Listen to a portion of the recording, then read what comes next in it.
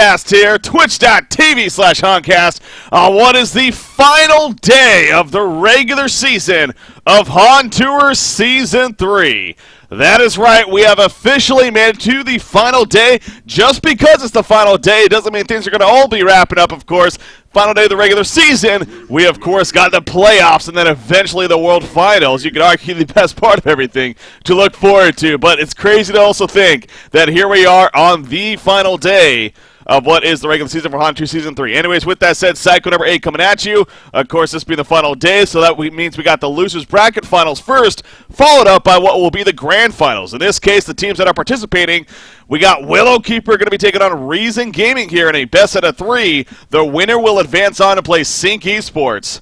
Once again, to see Will Sync make 4 in a row, 7 of the 8 cycles, or will one of these two teams finally make that upset happen and be a new team to crown themselves champion of Hon Tour Season 3. Anyways, ladies and gentlemen, a big and exciting day ahead of us, no doubt. Looking forward to it. With that said, of course, joined by the one and only Mini Maggot. Mini, how's it going?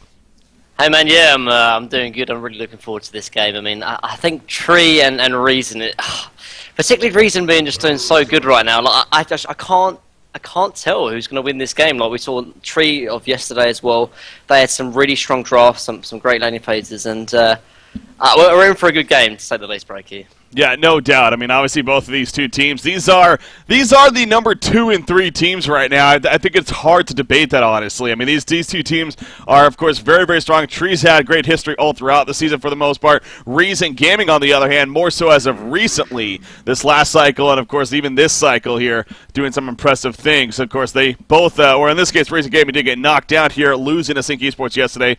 But, again, ultimately, that second game, something like a 75, 80-minute game even. Crazy game, but just falling short when it was all said and done. But yeah, no doubt expecting a really good 3-game series here, very possibly. With that said, let's start talking about what the hell's going on. We got the initial bans. Warbeast, Flux, Nymphora, and Gemini are the heroes that are banned so far. In this case, Tree banning out that Nymphora against Reason Gaming. You know, there's always talk about that, and who do you ban? And Nymphora is definitely up there on that list against them. Puppet Master into Swiftblade, Valkyrie into Parasite, and now Electrician coming out already with, wow, a Dr. Repulsor, 3rd pick even coming out. So, very interesting, especially on Tree's side. I mean, that Electrician value. Yeah, I mean, I'm not honestly too sure to make of it. Someone told me today, actually, that we're in for a good game, and I don't know what they meant by that, but they said apparently Tree's going to pull out something different or pull something new. I mean, they pull something out new every single game, it feels like. But yeah. I don't know if this is going to be the Electrician pick or not. But, I mean, the hero is really, really strong. We've talked about it time and time again, but I think it's just something that Futon wants to maybe try out, for example. Obviously, we've got the playoffs coming in. I think, obviously, this cycle ending is important, obviously, like I said, the money, but I think everyone's still really eyeing out the playoffs, so, maybe they're just trying things out. Yeah, Fuson, again, we did have him on the interview yesterday, and he made that point kind of, exactly. It's, sure, winning this cycle especially, that's definitely on their mind, and that's ultimately what they want to do. They're pretty confident going into this series. He did make the interesting point, too, that they're not a fan of playing Reason Gaming. It's kind of interesting hearing that. I just think they're a boring team to play against. But obviously, they can't prevent that. They ultimately have to play them here in this case, so we'll see how they match up. But, yeah, the worst case, though, you lose here, you still got the playoff to look forward to ultimately. Sure. But again, the better you do here, the more prize pool you get. If Fuson also making that point, it's like, hey, money's nice too. And that, if anything, should be enough motivation to want to keep you going. So no doubt both these teams definitely going to be giving it their all. I pretty much have 100% confidence there. So with that said, the next tier of bands, though, Jeraziah, Glacius, Deadwood, Accursed, Kraken, and Voodoo. It's just so funny, man, seeing some of these bands. Accursed, Voodoo Jester, even the Jeraziah. It's like usually you'd be like, okay, that's interesting, but no, it makes sense as of lately with these two teams. And then there's the Andromeda pick, actually, from Tree. Yeah, I mean, just going back to the bands, though, and it's becoming like that, though, because I think I've said it before, but the meta is at the stage of the game where obviously you have your top tier picks like maybe Dr. Repulsor, Swiftblade, like Magnus. Those are the still sort of the same still of heroes. But I think the biggest thing is that all teams in Diamond Division, they all have their own sort of style and sort of play style kind of thing in terms of their hero picks. So the bans are becoming more targeted per team. Like we'd never see the same bans differing from teams, whereas before we kind of would. We would sort of see bans on the same sort of meta heroes or the OP heroes kind of thing. But now it's got to the point where we want to get rid of people's signature heroes so they don't feel comfortable in playing what they've got. Absolutely. So taking those out and forcing them to play something else, at least in Tree's case, maybe forcing them to play something normal. It's a little interesting to suggest that. But yeah, we'll see what that fifth and final pick is. The Magnus pickup coming up from Reason. I really feel like Reason Gaming's draft is just strong, man. I mean, they were able to get a lot of powerful heroes here, even with that fourth pick Magnus coming out. A lot of value in him. Not often you'll see him left open to that point. So I think Reason Gaming especially pretty comfortable so far with what they got. Imbo Boy, especially with that Dr. Repulsor, I know I'm not 100% if he's going to be playing here this game or not, but we saw yesterday in that long game against Sync Esports, one of the better performances as far as the stat line goes, especially that we've ever seen on a carry here, let alone a Dr. Repulsor. So we'll see if he gets the chance to do that today or not. But I'm Reason Gaming again. I think they got a very comfortable lineup, speaking of comfort factor, especially when it comes to powerful heroes here. So going to be an interesting finish, though, as both teams wrapping up with the extra time. Only 20 seconds left for Tree. We'll see which direction they go here. I mean, you figure they could still use that secondary support, I would guess. Yeah, unless they want to run something really weird like a second support electrician. We haven't ever seen it before, but it's I guess not out of the case in terms of if Tree might. I guess they could. No, okay, so they're going to pick up Polywog Priest instead. So I guess about. Kraken will most likely play Electrician mid, Valkyrie will be sent on the off lane, and then obviously Battleside in the short lane. And I'm assuming, Boxes got Polywog Priest, probably change up normally, I guess. But I think Polywog Priest, Andrew, and then probably do like a defensive tri-lane with Puppet Master. Electrician will mid, and then Valkyrie will off lane. Polywog freaking Priest, man. Where is that coming from? I mean, it's good though, because he's going against the Doctor Repulsor, and although you could maybe say, Moro was on the board, or other heroes that sort of counter Doctor Repulsor, like having that amount of control and lockdown that Polywog Priest provides is just insane. Also, the Voodoo Wards also gives them some kind of push potential as well, which was a little bit lacking in their draft. Like they don't have like a Tempest or an Ophelia, but with the Polywog Priest, they do offer some kind of right click. Although Box is on the Puppet Master though. Boxy. Wow, what is going on here? Baltazar going to be playing the Valkyrie. Interesting. Unless they're going to aggressive tri lane, maybe. They could aggressive try with Valkyrie, Polly and Andrew. But I think Polo is one of those heroes that, particularly if you're playing the support role, you have to get kind of early levels on him. And tri lane isn't normally the place to get those levels. But we have to wait and see. I mean, he is playing. If they do run an aggressive tri lane, they'll be going against like a Parasite in the jungle. But I mean, they could just easily send Magnus up there and just 1v3 it while they get farm on the other heroes, and Parasite can just farm the enemy woods, for example. So. I'm not 100% sure how Tree are going to lane this, actually. Yeah, this is definitely one of those cases. From time to time, we have these games where it's just pretty clear-cut what they're going to be doing with the lanes and everything. Not so much this game. It's pretty up in the air as far as what Tree especially is going to be looking to run here, but that's where that's one of the Tree strengths. We've gone back to that. It's kind of an interesting idea though. It's a strength in the sense that they run different heroes, kind of throws you off a little. But at the same time, they do usually run that very similar ultimate strategy of stacking the jungle. You have the secondary support, maybe jungling initially, then he goes into the lane of farm where the carry Baltazar. He then goes into the jungle, but. With their lineup here, it doesn't feel like that's going to be happening necessarily. It does feel like they are kind of going out of their comfort zone, really, when it comes to that. So that is the interesting thing here. They could even try lane with the Puppet Master as well, though, and then Valkyrie can short lane. So there's just a lot of things they can do. If they do run that aggressive trial, they most likely be against Doctor Repulsor in the short lane. Maybe going to try and shut down Immerboy.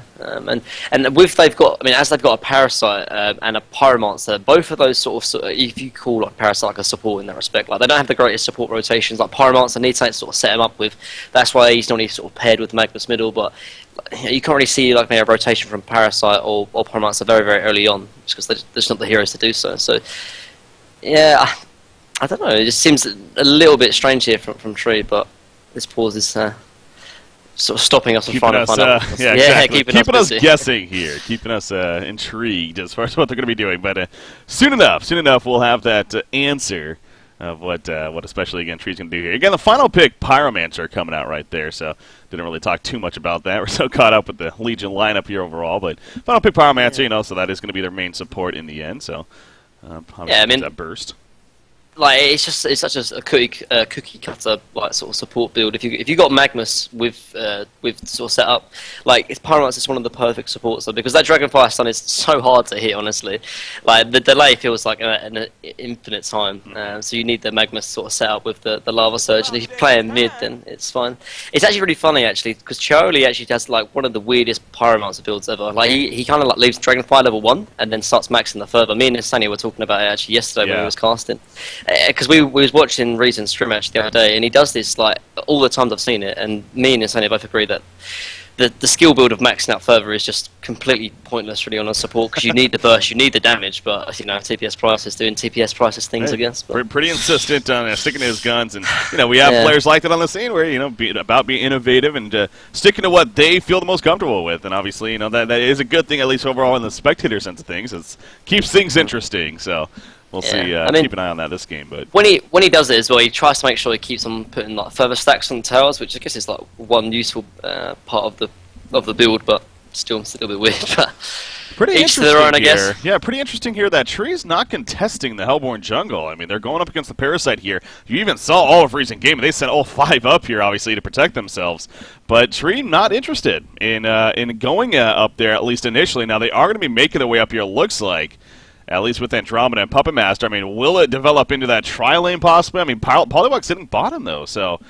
It's 2-1-2. Yeah. Like, this is a little bit strange to me, because whenever we see 2-1-2 from Tree, they have like a defensive support, like normally the Accursed, and then they have like their core, most likely the Valkyrie. And what happens when they do that dual lane? There's no way they can really kill that lane, because you got defensive support plus a core that has an escape mechanism.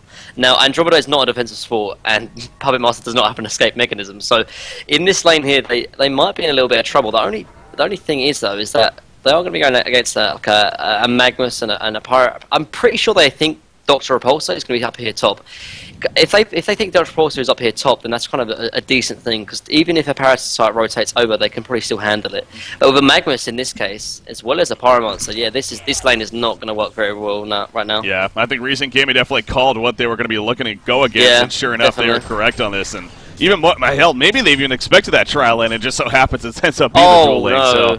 Is that that's a counter ward right there, yeah. Yeah, but not only that, he lost his Water Sword and he lost his Rev Ward, because he Rev Ward Parasite's hard camp, and with that one Rev Ward, he got rid of the ward and the Rev Ward. So Double this dual lane is really not looking good right now, because they're really against like a defensive pseudo tri lane, and eventually this lane is not going to work very well. Yeah, it's they got things to be scared about. I mean, obviously the only glaring factor that they do have maybe in their favor is the fact that they are double range, of course, with the Puppet Master Andromeda. Now, Andromeda, not the longest range, with that said, only has 400, of course, with her auto attack. So, sure, she is technically a range hero, but not your 550 support, as others would bring to the table. So, yeah, it goes back to being that good babysit, maybe not as much. But, so definitely keep an eye on the top lane to see how that really kind of plays out here. I mean, so far, Chioli's actually doing the stack here. They going to actually do the pole camp, able to do that successfully, because obviously no block on it, even attempted, and going to have a good time with that. So that does leave the middle matchup, true 1v1, Electrician versus Dr. Repulsor here.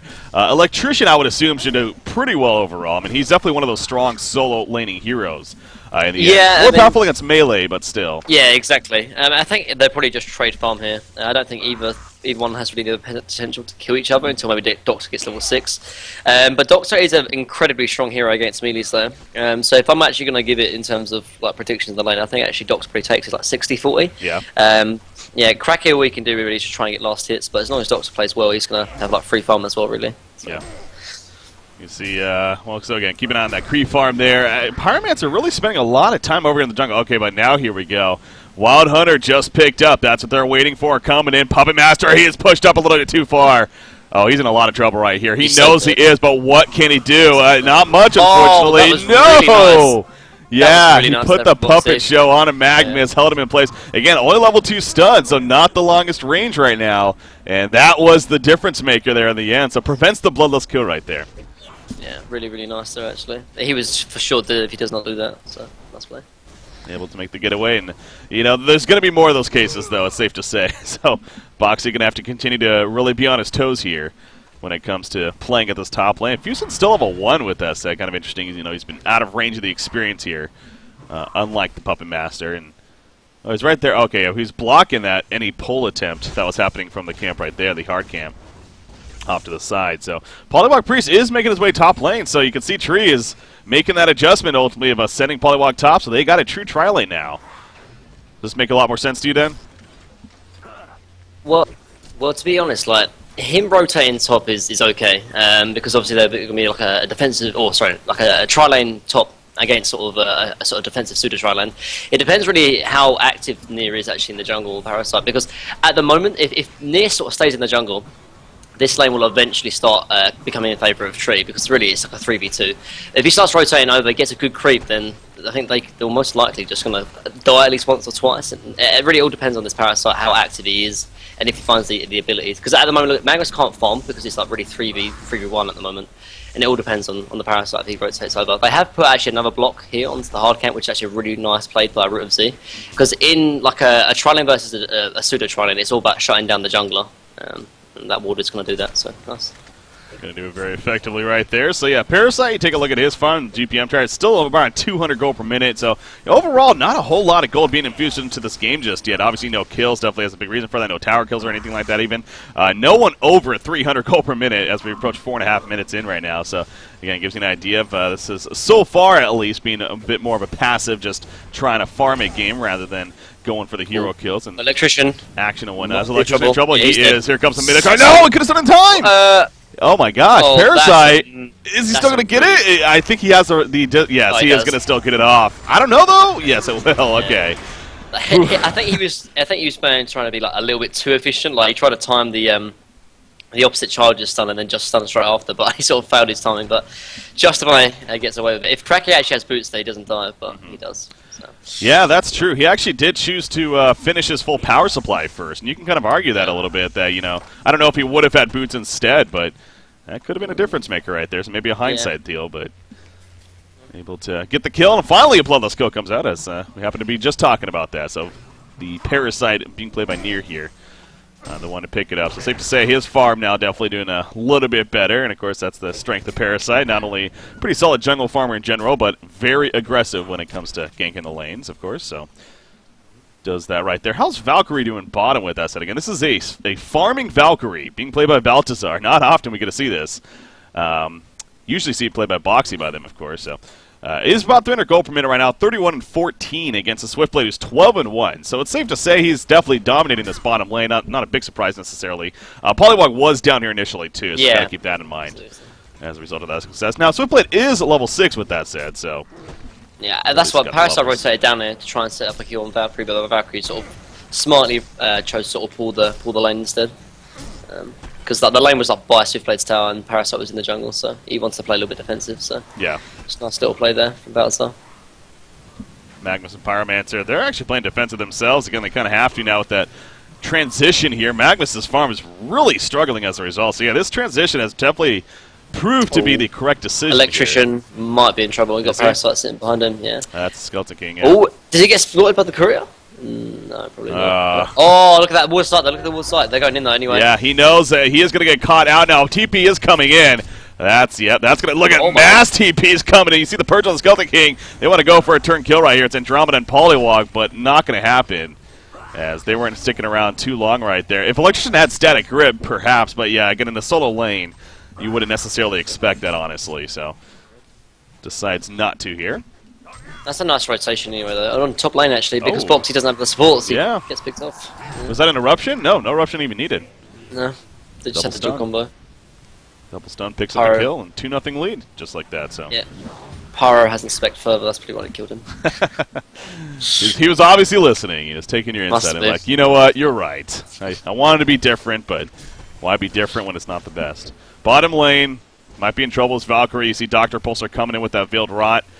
Making good use of it early on. Did maybe avoid the middle ward side if anything, but is going to go for the kill. Swift Slash is coming out. Not enough, though. Oh! Those were good bounces, too. I think all three even hit her. Wait, is it 4 bounces at level? It is. It's only. I think all 3 hit her, honestly. Maybe it was 2, but in the end, she actually manages to get away right there, just barely. I think actually, yeah, it was good. I think you got 3 out of 4. I think so. I think that's pretty pretty decent. But I think actually Imberboy spent a lot of his mana to actually sort of zip in. I think he could have maybe got behind him a little bit closer and then went for that play. But that was really, really close. I thought that was for sure he was going to die, but just didn't. Managed to stay alive, and in fact now Swiftblade is the one that now needs to be a little bit careful. Polybog only level 3, not necessarily bringing the most to the table. Again, she has both her Tongue-Tied and the Hex, but minimal duration as a result. Yeah, you see the potential that they have. I mean, between the two, you're looking at 3.5 and then 4.75 seconds. That's a lot of lockdown. Of course, middle lane in the meantime, Valkyrie Prism was used. Dr. Pulsar caught off guard right here by Electrician, going for the kill. In comes Parasite though, but Dr. Pulsar will be killed off when it's all said and done. The Puppet Show keeping him in place. No Voodoo Puppet necessary. That's because he just hit level 6. Hasn't leveled it up just yet. Kind of curious about that. But anyway, Swiftblade is able to dodge away with that spin and going to survive in the end. So, but good kill. The first kill finally coming out now for Tree. About 8.5 minutes in. Look at Puppet Master's build, by the way.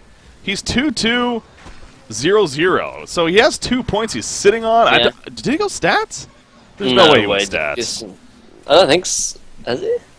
No, you can't go stat. I guess he's just holding. He doesn't want to get whiplash yet, I guess, to...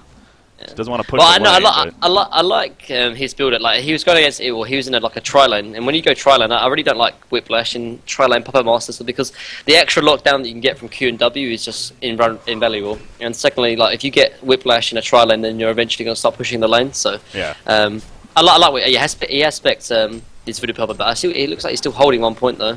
So there you go. Yeah, we'll see. Again, I assume he is holding it just for the Whiplash here, honestly, but. We'll wait and see. Keep an eye on that. By the way, again, just look at the gold per minute, man. Only one hero, just barely 300 gold per minute, and then it drops off after that. So really just not a whole lot of farm going on in this game. Bottom lane, Valkyrie intro. Beautiful stun from Atmos, just in range. He maximized that distance right there. Even seems like he stretched a little bit further than the ability allows for, and gets the kill on a Valkyrie as a result. So, yeah, coming in with that Velvet Rod. Now, it's pretty necessary, because you do see the Ward of Sight here from Tree. I think I mentioned this again on another cast, but I say like with the Vowed Rot, like every time I've seen someone go for a gank on the short line or the enemy short line, they always are like using Vowed Rot, and so I'm wondering like, is this lane ward to protect the short line even that necessary? Like normally, it'd always be necessary, it would always be useful, but I never see these lane wards now to protect the short line be that much of use really. So interesting to sort of see. I mean, that was the point of the item in the end, the Veiled Rod. Yeah. No, definitely. But it's just like, I don't know, maybe it's not. Swiftblade should be fine, yeah, Swiftblade should be fine. But it's like, if the lane ward's obviously there just to spot out any rotations from the enemy supports or any of these kind of things. But if they're always going to be Vowed Rotting to the safe lane, then is there a point of even lane warding the short lane? I don't know. Yeah. Who knows? That's a good point. It's one of those cases, like, at least it forces them to spend the gold, if anything. So yeah. And to I make guess, use of it. So it's that trade-off there. Yeah, I don't know. Yeah, I guess so. Might as well, kind of deal. Anyways, you do see double stack. Is that triple? No, triple stack Ancients actually on the Legion side over here. So, wondering if they're going to be looking to do those soon. By the way, he does have level 2 Whiplash now at level 7. So yeah, he was sitting on those points. Valkyrie Prism. Now there is a Rev Ward though. They know Puppet Master's here. They're just playing it patient. They're waiting for the kill. There we go. Opens up with the lead. She's out of reach out. In comes a face hug though. Not going to be able to chase them down, however, and Nate might have dove a little too far. Swiftblade gets some flashes, takes out Polywog. Was he too far? No, he's not. The spin away. Pyromancer puts the stun on as well. However, Puppet Show on her now, but now Tree needs to be careful not to overstep their boundaries, as they will start falling back. So, although they didn't get the initial target that they wanted, hell, they got Polywog, and they were able to get out of there. I'm really surprised Reason didn't want to sort of man up on that, though. But they instantly killed down the Polywog Priest. Doctor could have TP'd in, and that would have made it like a 5v4 fight. I was watching Zane. Zane was like really, really defensive. Like, he was running away, but I think if he like mans up, gets a 3 or 4 Lava Surge, or 3 or 4 5-man stun there, they could man up, but I guess Doctor didn't really want to TP over, so. They got the kill anyway, and they are really far ahead, so. Now, what do you make of the Puppet Master? See, this is interesting, because we got to keep in mind, again, Puppet Master being played by Boxy here, whereas Baltazar, their carry player, is the one playing Valkyrie. But where I'm getting at is, so Boxy, he went Energizer. Yeah, Energizer, yeah. Like, I think whenever I see Boxy play, like, the ranged heroes, he always goes Energizer just for the extra bit of stats, and it's good, obviously, because, it's harder now to get bursted down. There's like a Parasite, a Doctor Repulsion in the game, but at the same time, like, Valkyrie's already got one as well, so that's not going to stack in that respect, and also, it just doesn't really synergize that well with the hero. Like, you want to pick up the Puppet, the Shroud, but he was in the offlane as well, so got to sort of factor that in as well. But on the whole part, I'm not a big fan of it. Like you want to obviously get like the burst from the Assassin's Shroud to sort of set up kills as well, and Energizer just doesn't provide you with that. Yeah. Well, he does it. Obviously, that's a good chunk of gold spent into investing into it at this point. Keep that in mind as this game continues to progress on as well. So again, a game that really not a whole lot of gold is being infused into it. As I say that, the top tower is pushed in by Immo Boy, and the triple stack ancients were just taken out right there. Like I think Electrician got the most, if not all of those ancient kills. So he's trying to get some good farm. He has the Ring of Sorcery, another 800 or so gold saved up. For the time being, we do got Reason Gaming though. They're going to keep pushing this top lane. Pretty much have everyone up here. You see Swiftblade and Magnus being a little hidden. Hastrune on Magnus, by the way. So looking for that opportunity to perhaps catch Tree off guard right here. This could get interesting if Tree does look to defend this top lane. They got a Water Rev as well though. to spot any Valkyrie yep. as well. Yeah, very smart. Charlie's been like really on top of that as well.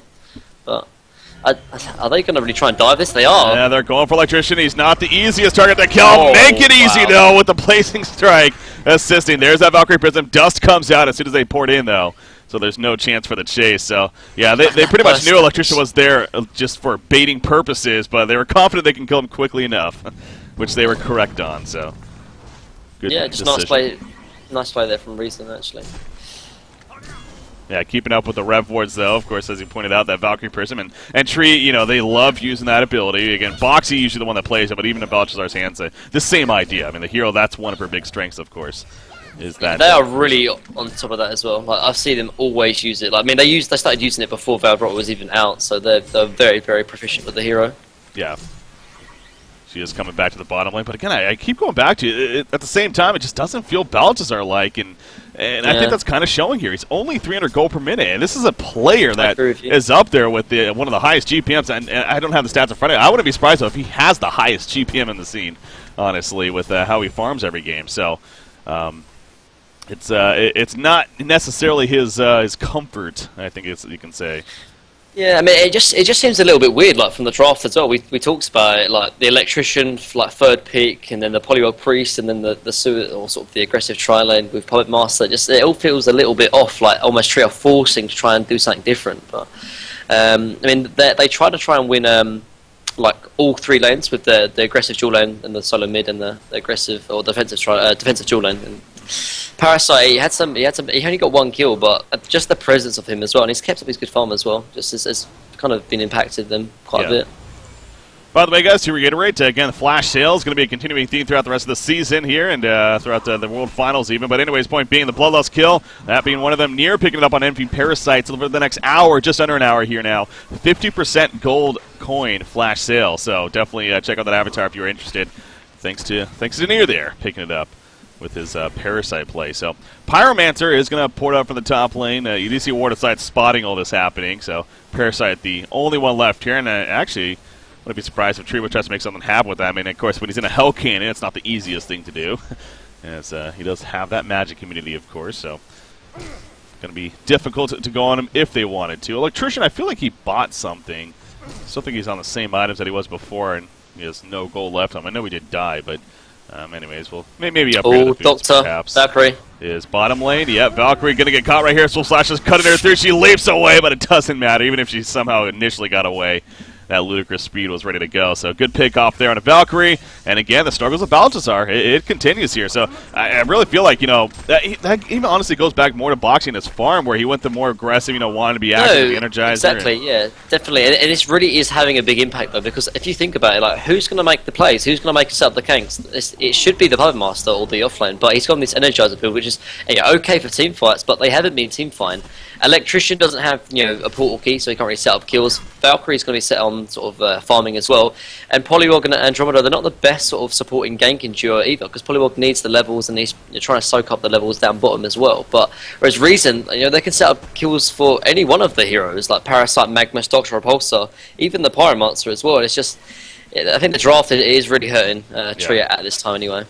Yeah, Polywog Priest, now she is level 6, so has those wards as we were talking about that the potential there of maybe getting a ward trap or assisting to push a tower, because right now you do see the Hellborn side, all of their initial towers are even still up, so Willowkeeper really, I mean, there's a lot of gold still to be had, so that's one of those good and bad situations. That's for both teams, though. I mean, there's only been one tower killed in total, and obviously, you know, a 6-1 hero kill game now, 18 minutes in, so a little surprised by that, frankly. I mean, especially not only with the lineups to an extent, but the teams. I mean, these are usually known as more active teams, especially Willowkeeper. Seeing them only have one kill, it's taking me back to they had that one game where they had like 0 kills through the first like 20 minutes or so, and it's not and I think that was when they had the jungle even, to be fair. So yeah, they just don't have the heroes to do it, like I said before. When Puppet Master picks up the Assassin's Shroud, that will be changed a little bit, because at least he can start looking for kills. He can start setting up the ganks. For a reason, though, they've done it. They've set up like 6 kills already, and their farm is very, very good. I mean, he's even going to go for like a Codex here, so they're looking to get active, they're looking to get aggressive, and Tree, they don't have the ability to do so just yet, and Nia actually takes out the tower top. Oh, that Hell Cannon, man. Yeah, it's the bane of a hero like Electrician, that's for sure. It's like not much he can do about that, being all about that magic damage. So he takes advantage of it, and he is able to take out the tower. So yeah, Nira, he mentioned, though, going that Codex, very interesting. And again, that's not the usual build we see on Parasites nowadays, but insisting on going it here, and on top of the Ghost Marches, no, very aggressive ganking build. Does that make sense to you? Would you like to maybe see the puzzle blocks instead, or? Well, if you think about it, this is the sort of tempo of the game has been very, very passive. And by passive, I mean there hasn't been any sort of team fights. There's been no 5-on-5 engagements, and as there's been no 5-on-5 engagements, the puzzle box isn't really as necessary to get it as quick as possible. Whereas the Codex, you know, you can set up a lot more kills, for example, with just +1. Like, you can get kills with Magmas, you can probably get kills with Pyromancer just with them too. If you go to the puzzle box, it might need like +2 instead of +1 to set up the kill. So I do like it, as long as they, you know, try and look for kills and they don't sort of sit back and farm with it. Swiftblade going to stack these Ancients most likely, and look to triple stack, take them down here. So again, his farm's doing pretty solid. Energizer working towards an Abyssal Skull most likely, about 284 gold per minute. So thought it would have been a little bit higher, but working towards that. The highest in the game is Imbo Boy, and that's starting to get up there. Again, you think back to yesterday's game against Sync Esports, that game too, or that insane Dr. Repulsor game, crazy stat line. He also had 50 charges on his Icon of the Goddess for a good chunk of the later game. We'll see if it gets to that potential this time or not. I can guarantee you Tree's not hoping for that, at least. So, but with the passive start to this, something tells me probably not going to be the case. But who knows? Who knows what can happen there? But yeah, he's just continuing to farm away. You know, had a couple stacks here in the jungle and getting near that 400 GPM mark now. So. Again, it goes back to kind of being interesting that we even have some aggressive team fight items being built, such as that Icon, you know, the Codexes we're talking about, and not really coming out here as far as hero action, just insisting on doing a lot of farm instead. And one thing has to be said as well, I have to admit, TPS Prices actually has been buying a lot of Rev Wards actually, and giving his team a lot of vision. Like, and I think they just want to spot out any rotations or any sort of Valkyrie prisms to sort of set up any kills, because there's been Rev Wards everywhere, particularly in the middle lane as well. It's good though, because I mean, Tree, obviously we've talked about them, they need to sort of set up kills, they need to set up ganks, but with the vision that TPS Prices is sort of providing, then it's going to be very, very hard for them to do it. And like, look at it, like there's like counter wards everywhere. Kind of thing. So really nice play there from Prices, honestly. Absolutely. And in the meantime as well, Reason, I think they're out farming them because they're farming the Ancients, they've been stacking them, whereas Tree, they're farming Ancients now, but you know, not as, I think they're like single stacks. It just seems like Reason, they're controlling the map a little bit better, just in terms of like stats. Yeah, you know, you look at the minimap right now, and they're unless I'm missing one, there's only the one more to sight. Now here goes the Valkyrie Prison, but guess what? There's the Rev Wards in the middle lane. This is going to spot Valkyrie coming in. Magnus knows that they're possibly setting something up right here. He still needs to be a little careful because Puppet Master's coming with a flank. Gonna look to open. Puts on the Puppet Show. Pyromancer is nearby. Puts on the stun. Not nearly in time, though, as Magnus, he got bursted down by everything really. Blazing Strike was used on the Puppet Master. So Dr. Pulse comes in, and down goes Puppet Master. Now Electrician, he's in the front line. Spin from Swiftblade, doing plenty of damage to Polywalk. Gets him killed quickly. And now Electrician in a lot of trouble. They dove way too far right there. The Swift Slashes are still bouncing. He lived! What a swap from Andromeda! It actually caused him to live right there. Now he does die in the end, but again, that's the job of Andromeda. At least saves him, but still, the big picture well in favor of Reason Gaming. And now they're going to push Reason the were middle tower expecting here. that. Reason, I think they even tried to bait him as well, because I saw, obviously Magnus was still farming. I think he saw him, and the TPs were coming in before he even got jumped on, so I think Reason were sort of baiting that, and it's good bait indeed. But it's just things like that are kind of a little bit obvious, though. And Tree, we talked about, they had to make that kind of play, they had to get aggressive, but Reason, they were just one step ahead, honestly. They had the ward, they had the vision, so they could sort of set up, and they returned.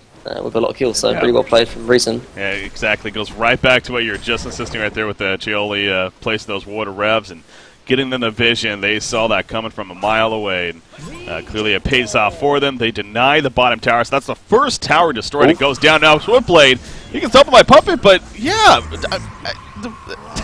I don't get that. This just feels like one of those Tree games where they just fall off. Like either they perform or they don't, and this is the game that they're not performing. I mean, right now. that was almost throw. That was just like what was the reason? He knew Doctor was right there. This draft just feels just really a little bit weird though. Like I said it at the start, but it feels forced in terms of let's just try something different instead of let's try and win. And it really does feel like mid lane actually Electrician might be in trouble. Yeah, he's gonna. Oh, that 5-second arrow just saved the 5-second arrow though, yeah, on Doctor, the prime target. Exactly. Will save the day, and in fact, they're turning on a Parasite, but here comes Doctor now, locking out Valkyrie. Valkyrie able to leap away just before the start for Pyro, but it's not enough. That mana pool on Doctor was just enough. Magnus missed the stun on Electrician in the meantime, but still it might not matter. Now they're chasing him down, and he does not have many outs right here. Lex Talionis even applied right there from Parasite, and gets the last laugh as Zane picks up credit for the kill. So, yeah, I think Willowkeeper's got to start thinking about that game too if they're not already.